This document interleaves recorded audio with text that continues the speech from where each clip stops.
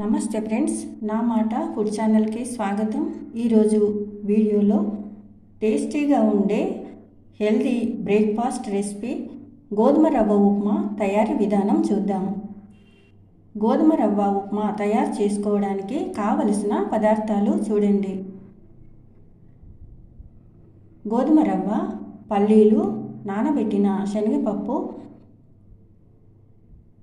Cut చేసుకున్న పచ్చిమిర్చి, ఉల్లిపాయ ముక్కలు, అల్లం ముక్కలు, తర్వాత కొత్తిమీర, కరివేపాకు.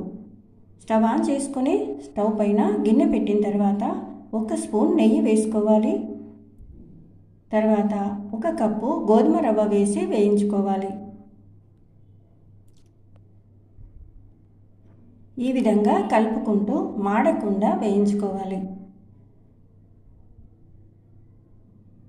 2-3 నిమిషాలు ఈ విధంగా కలుపుకుంటూ కొద్దిగా కలర్ మారే వరకు వేయించుకోవాలి.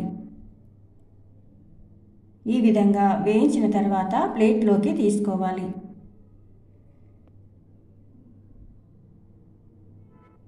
తర్వాత అదే గిన్నెలో తగినంత ఆయిల్ వేసుకోవాలి. తర్వాత పల్లీలు వేసి వేయించుకోవాలి. ఈ విధంగా కలుపుకుంటూ దోరగా వేయించిన తర్వాత బౌల్లోకి తీసుకోవాలి.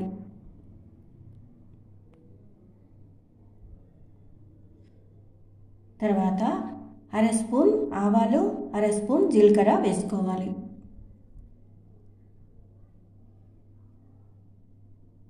తర్వాత పచ్చిమిర్చి, ఉల్లిపాయ ముక్కలు వేసుకోవాలి. కరివేపాకు, కొత్తిమీర వేసుకోవాలి. కట్ చేసిన అల్లం ముక్కలు వేసుకోవాలి. నానబెట్టిన శనగపప్పు వేసుకోవాలి. ఈ విధంగా కలుపుకోవాలి. ఎండుమిర్చి వేసుకోవాలి. ఉల్లిపాయ ముక్కలు కొద్దిగా వేగిన తర్వాత వాటర్ వేసుకోవాలి. 1 కప్పు గోధుమ రవ్వకి 3 కప్పుల వాటర్ వేసుకోవాలి. వాటర్ వేసిన తర్వాత 1 స్పూన్ సాల్ట్ వేసుకోవాలి. ఈ విధంగా కలుపుకోవాలి. ఈ విధంగా కలుపుకుంటూ సాల్ట్ సరిపోయిందో లేదో చూసుకోవాలి.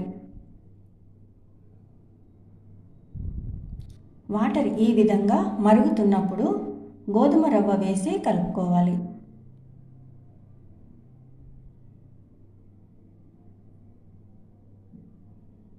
ఈ విధంగా కలిపిన తర్వాత మూత పెట్టి 5 నిమిషాలు మీడియం ఫ్లేమ్లో పెట్టి ఉడికించుకోవాలి. తర్వాత మంటను సిమ్లో పెట్టి మరో 5 నిమిషాలు మూత పెట్టి ఉడికించుకోవాలి. తర్వాత ఈ విధంగా ఉంటుందండి. ఆయిల్లో వేయించి తీసిన పల్లీలు వేసుకోవాలి. తర్వాత నేతిలో వేయించిన కాజులు వేసుకోవాలి.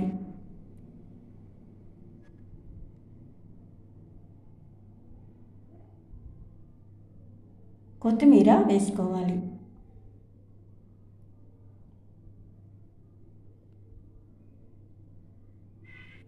ఒక స్పూన్ నెయ్యి వేసుకోవాలండి. తర్వాత స్టవ్ ఆఫ్ చేసుకుని మూత పెట్టి 5 నిమిషాల తర్వాత సర్వ్ చేసుకోవాలి. ఇలా తయారు చేసుకున్న గోధుమ రవ్వ ఉప్మా చాలా టేస్టీగా ఉంటుందండి.